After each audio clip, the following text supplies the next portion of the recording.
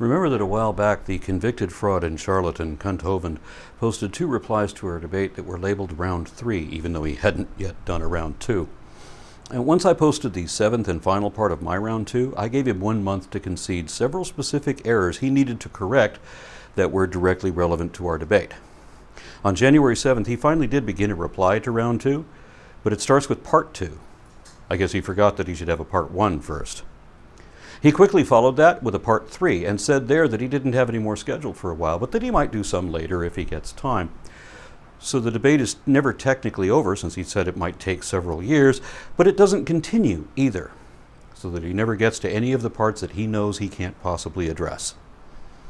In a part of our debate that he doesn't ever want to get to, he would have to concede that evolution is not a religion, because it doesn't meet any of the criteria of a religion, because it rejects faith and is not a belief system of any kind, but is an investigation and an objectively verifiable fact of population genetics and phylogeny that doesn't have anything to do with souls or any supposed afterlife, and is not a threat to the fate of any Christians or any other religious people who understand and accept the science as it really is and don't misinterpret or misrepresent it like creationists always do. The speciation is part of macroevolution, as it is and always was defined by the evolutionary biologists who invented that word, which is why all the educational sources still teach that it is. So he got that all wrong all along. That macroevolution and microevolution together are both part of the same scientific theory of biodiversity, meaning that evolution is science, because what it really is really can be objectively verified, even under direct observation and experimentation.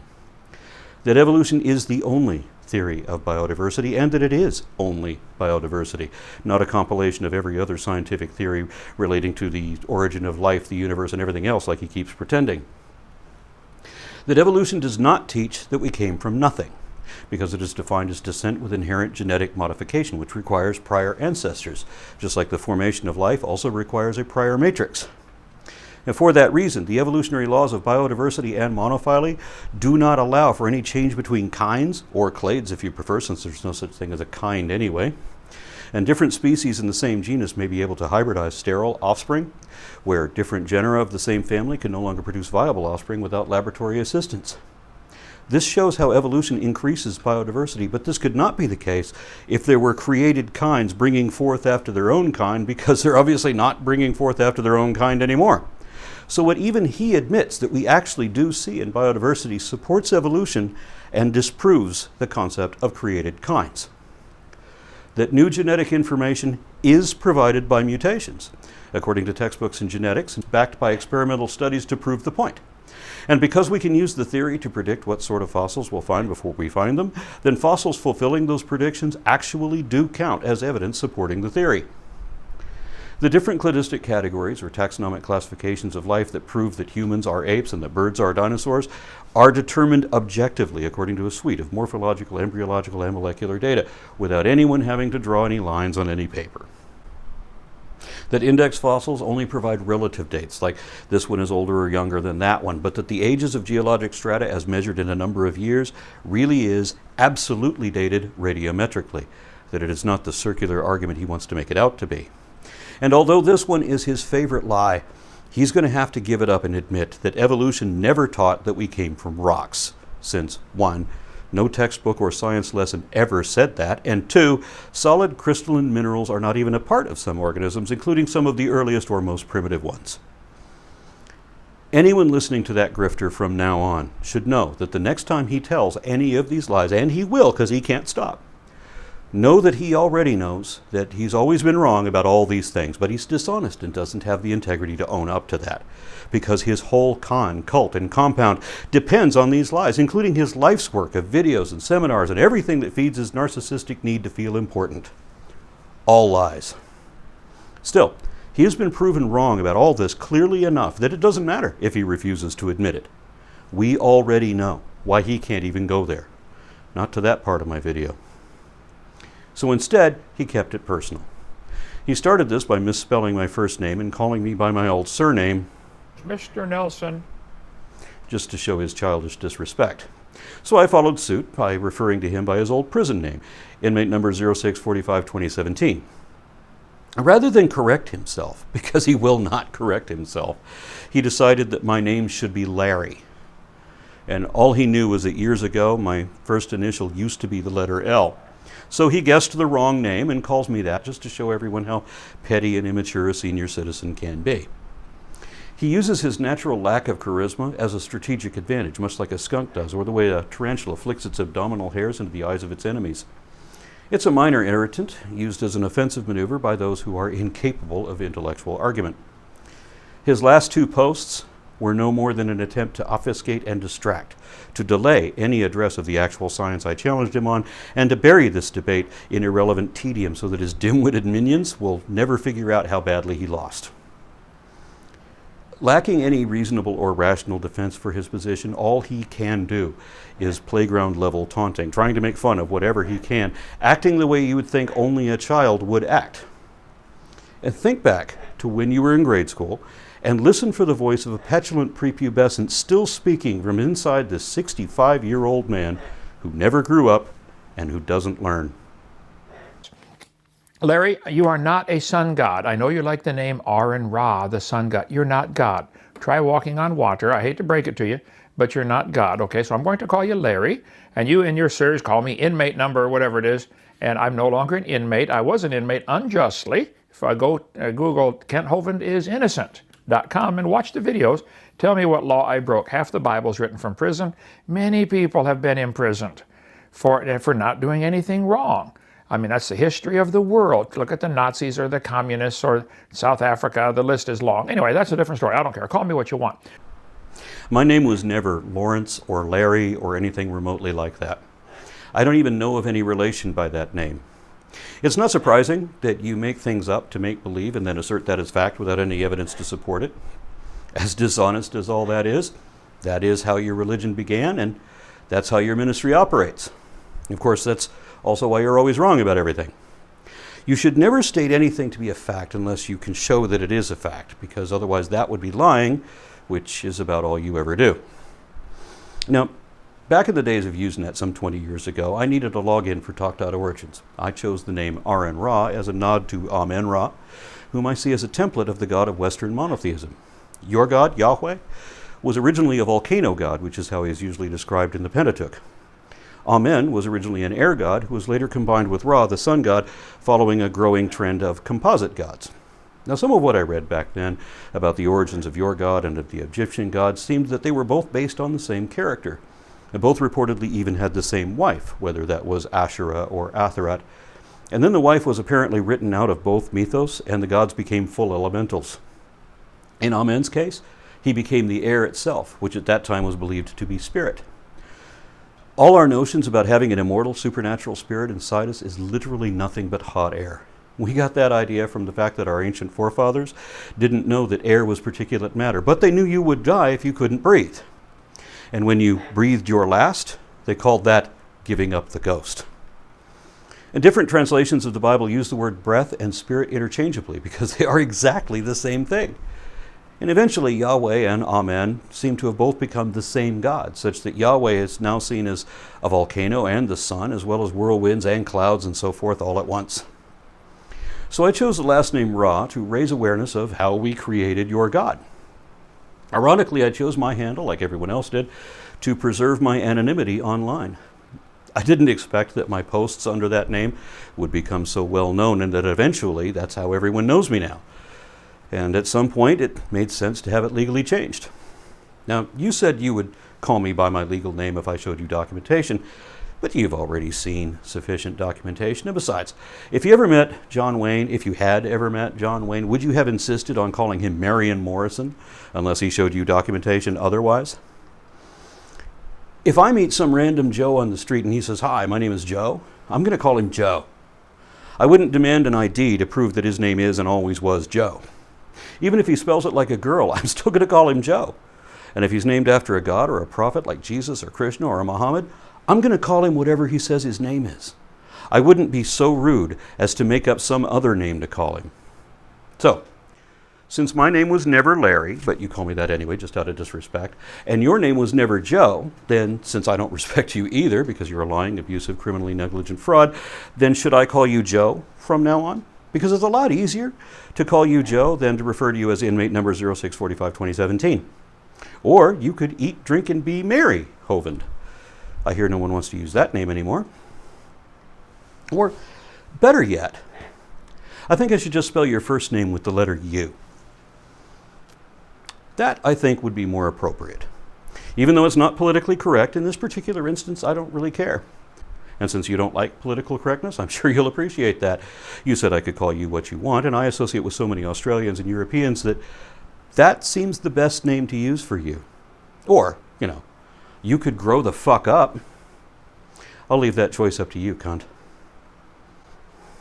As for your bogus claim of innocence, you use the excuse that you shouldn't have been convicted of structuring because you say that it requires a pattern of multiple deposits of less than $10,000 individually, but that collectively amount to more than $10,000 within a single day. But the actual pattern under the law isn't limited to a single day. The pattern shows that you had often arranged weekly deposits of over $9,000 each to deliberately avoid reporting taxable income of multiple tens of thousands of dollars in a typical month. I've seen the evidence showing how you were aware of the crime you were committing and that you did this with deliberate intent of defrauding the government through tax evasion. Now, I noticed that the 2 videos that you did that you mistakenly titled Round 3 covered my Round 2 Part 1, but only the very beginning of that. And while you say now that I told you, and I told everybody, I won't leave out a single word. But you did. You skipped the rest of my Round 2 Part 1 so that your minions wouldn't see the attorney Nate Brody explaining how we know that you were rightfully convicted on 3 different types of tax fraud. And even though you recently said, I listened to one of his responses to mine, number 7, it's the only one I've seen, 2 nights ago. That's a lie too. Because you had already posted this comment on my first video a month earlier, where you complained about me having the lawyer on. Is that why your review of my Part 1 stopped where it did? Did you think we wouldn't notice that your Round 2 starts with Part 2, completely skipping the rest of my Part 1? I think so. Because if you showed that, then your minions would know how we know that you know exactly which laws you intentionally broke. You were found guilty on all counts of a 58-count indictment, and every single one of those counts was upheld by the appellate court too. So you're guilty. Even if you got a presidential pardon and got around the Supreme Court's implication of admission of guilt in accepting such a pardon, it would not make you innocent of what you actually knowingly did. A pardon is only supposed to keep you out of jail, but you've already done the time. Nothing can undo that. Nothing is going to make you 10 years younger or not quite so dumb. And no one is fool enough to believe that you were innocent of those charges. You pretended then not to know what you were being convicted of, though of course that had been explained to you many times, and you're still in denial of that now. Is that, I don't really remember, is that when you told the court that you were outside of American federal jurisdiction because you were a citizen of the Republic of Florida? As if Florida was a different country? You're very good at living in delusion to deny reality, which is how you maintain your ministry. So I know you cannot honestly concede defeat or correction on any point. And it's not just me saying that either. Your own family and friends, those who know you best, describe you as an arrogant narcissist, which isn't just someone who's proud of themselves. We're talking about a mental condition which explains your lack of empathy and your inability to accept criticism. So it's no surprise that even your best supporters say you do not respond to correction and will not listen to it even for a few seconds. That's what narcissism looks like. And that may be why you have to pause in the middle of so many of my sentences to interject whatever distraction you can think of. And that's why you bought an unaccredited PhD instead of earning a real one, and you put Dr. Kent Hovind on all your books and DVDs and other merchandise, as well as nearly all of your videos, your website, your email address, Twitter handle, everything, while pretending to be an actual high school science teacher too, because you know the scam you're running now needs an illusion of academic authority that you could never achieve in real life, so you compensate with a fake degree. That's what makes you a charlatan. So I guess I'm curious, Larry, how on earth can anything be right or wrong? Why would you care what I teach? I'm not influencing you in any way. You don't pay my salary, I don't pay your salary. Why does this issue bother you? I am atheist because I believe in truth. The truth is what the facts are, what we can show to be true, not whatever unsupported assumptions we make up to make believe. We should never state anything as fact that isn't evidently true, and we shouldn't pretend to know what no one even can know, like religious people commonly do, because that's lying too. Faith is the most dishonest position it is possible to have, and any belief that requires faith should be rejected for that reason alone.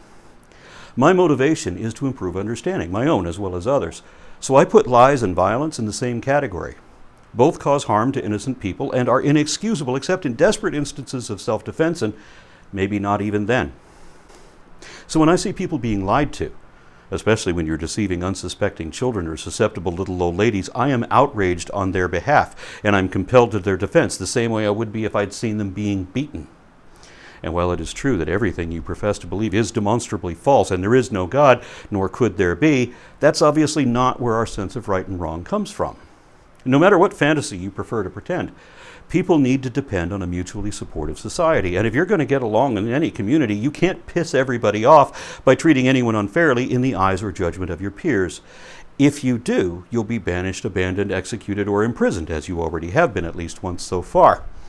Because the laws were always written and enforced by men, not gods.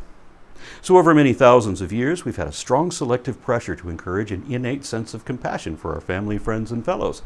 This doesn't just improve the individual, it gives value to the society as a whole, where religion is and always was a net negative against all human endeavors, impeding, retarding, or reversing progress in every application it has ever touched. An action or choice that promotes happiness, well-being, or health, or that minimizes unnecessary harm or suffering would still be good regardless whether there's a God or not, and your God doesn't do much of the good stuff, though he does get a lot of credit for things he didn't do. An action or choice that diminishes happiness, well-being, or health, or that causes unnecessary harm or suffering is still evil even when your God condones or commands it over and over again. The Bible and other ironically holy books are full of the dictatorial dictates of despotic deities. Yours is not a loving or a righteous God. According to the sacred fables, he's an insecure and virtually incompetent tyrannical dick, dominated by selfish cruelty to such an unjust extreme that we are told by mere fallible men who have no idea what they're talking about that your God judges people unfairly, not according to their actions so much as their beliefs. And how could anyone justify that? Of course, we're told that by people like you, who make their money extorting believers so that if they don't believe you and pay you homage while paying your bills and doing your bidding, they'll have to face the threat of a fate worse than death, dealt by your magic imaginary friend who fortunately doesn't really exist. If he did, then he wouldn't allow someone like you to speak for him, and he wouldn't demand that we believe impossible absurdities for no good reason, nor to defend the faith against all reason, so we wouldn't have apologetics either. Only lies and liars desire or require our faith. So that's what you are all about.